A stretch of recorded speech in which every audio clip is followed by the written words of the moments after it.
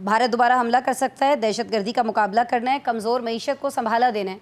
ये 3 वजूहात बताई हैं कि एहतजाज क्यों कर रहे हैं। मेरे ख्याल में तो ये अगर 3 वजूहात देखी जाएँ तो एहतजाज का मुतहमिल है ही नहीं पाकिस्तान, करना ही नहीं चाहिए अगर ये 3 वजूहात हैं तो। देखें, ये 3 वजूहात आई वॉश है। असल वजह एक है कि इस्टेब्लिशमेंट ने कहा कि हम आपसे डील करने को तैयार हैं। इस्टेब्लिशमेंट ने कुछ सिग्नल दिए भी होंगे। शर्त एक ही है, 9 मई पे माफ़ी मांगे, 9 मई पे माफ़ी मांगे और बात को आगे लेके चलें और सियासी हुकूमत के साथ सिस्टम का हिस्सा बन के चीज़ों को आगे चलाएं। इस बात के ऊपर बानी जो है वो किसी सूरत 9 मई की माफ़ी नहीं मांगना चाहते। हर्डल पहले दिन से एक ही है। 2 साल से हम तवातर से कह रहे हैं कि 9 मई पे माफ़ी मांग लें, चीज़ें आगे चला लें। अब तो वो खुद नहीं मांग रहे हैं ना, नहीं मांग रहे, अब क्या होगा अब आगे next? मामला ये है कि पीटीआई के अंदर असद कैसर वगैरह ने मौलाना फजल रहमान साहब के कहने पे जो काम करना था उनकी सारी स्ट्रेटजी फ्लॉप कर गई। उमर अयूब जो है बेसिकली ये अली अमीन गंडापुर का फैक्शन है। उमर अयूब, अली अमीन गंडापुर और शिबली फराज, ये 3 लोग हैं जो इस्टेब्लिशमेंट से डील को आगे लेके जाएंगे। What about barrister Gauhar? और बैरिस्टर गौहर साहब जो है वो बेचारे ना 3 में रहे ना 13 में रहे। अच्छा। कभी वो इधर आ जाते हैं, कभी वो इधर आ जाते हैं, लेकिन उनकी क्लियर विजन स्ट्रेटजी नहीं है। सो उमर अयूब साहब को मैंडेट देने का मतलब ये है कि उमर अयूब साहब जो है वो प्राइम मिनिस्टर से मिलेंगे, चीफ इलेक्शन कमिश्नर की तकर्री के हवाले से फिर चीज़ों को आगे लेके जाएंगे। क्योंकि बहरहाल पावर कॉरिडोर और बानी के अंदर ब्रिजिंग का किरदार ये 3 लोग ही कर सकते हैं, इनके अलावा पीटीआई में कोई कर नहीं सकता। और चौथी बात जो आप ये बात करी, देखें तहरीक ना चलाएं तो और क्या करें। अब वो चाहेंगे हम ऐसा मोबिलाइजेशन करें, प्रेशर डालने के वो कहें जी आप 1 कदम 9 मई से पीछे हट जाए, हम 2 कदम आगे आ जाते हैं, हम लोगों से ला ताल्लुकी कर लेते हैं, तो चीज़ों को आगे लेके जाएंगे। मैं ये ज़ाती तौर पे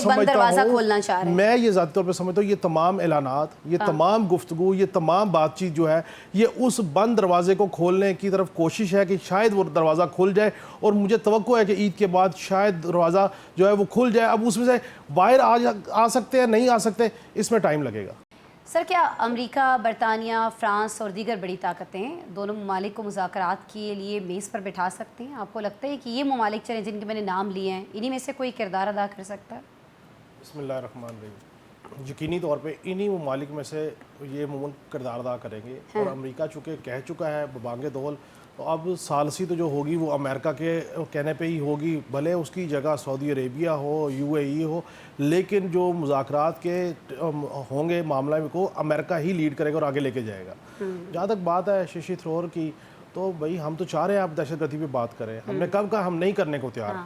हम तो ये चाह रहे हैं कि आप यूएन के प्लेटफॉर्म पे, सालसी के प्लेटफॉर्म पे आप अपने एविडेंसेस ले आइए, हम अपने एविडेंसेस ले आते हैं। हमारे पास तो एविडेंसेस मौजूद है कि आपके यूनिफॉर्म मेजर ने यहाँ पे टारगेट किलिंग करवाई। आप बता दीजिए कि हमने पहलगाम कैसे करवाया। आज तक उसका सबूत सामने नहीं आया, सिर्फ गुफ्तगू हो रही है। असल मसला ये है कि सुबकी बहुत ज़्यादा हो गई है इंडिया को, और सियासी तौर पे इतना ज़्यादा नुकसान हो गया मोदी का कि मोदी अब अगर फौरी तौर पे मुज़ाकरात की टेबल पे आएगा तो उसकी जो रही सही साख है वो भी ख़राब हो जाएगी। इस एक वजह से वो चीज़ों को लिंगर ऑन कर रहे हैं, इल्ज़ाम दर इल्ज़ाम की गुफ्तगू कर रहे हैं। असल मामला ये है कि इस सारे इशू पे बैठ के बात करनी चाहिए, ताकि जो आपकी आवाम की जो पोजीशन है इस टाइम, जो इंडियन आवाम बेचारी पैनिक का शिकार है, आपने उनके अरबों खरबों डॉलर आपने दिफा के ऊपर लगा दिए और दिफा आपका ज़मीन बोस हो गया। यही पैसे आप उनकी आसूदगी पे लगा दें, उनकी तालीम पे और चीज़ों पे लगा दें।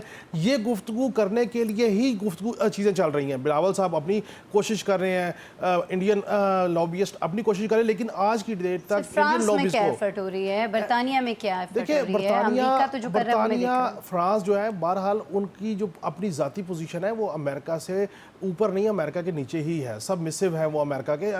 जब ट्रंप कह चुके हैं कि वो सालसी करवाने को तैयार हैं। अब सालसी का मसला ये है कि हम इस बात पे कन्विंस हैं कि आपको मकबूजा कश्मीर के मामले को हल करना पड़ेगा। आप सिर्फ एक सिंध तास मुआहिदे को ना देखें, एक लार्जर कैनवस पे गुफ्तगू होगी। जब तमाम जो कॉन्फ्लिक्ट हैं वो रिजॉल्व होंगे तो अल्टीमेट पीस आएगा। अगर आप कश्मीर के मामले को एड्रेस नहीं करते, सिर्फ सिंध तास को एड्रेस करते हैं, उसके बाद फिर कुछ अरसे बाद ये सारा कॉन्फ्लिक्ट ब्लो अप कर जाएगा। ठीक हो गया ना।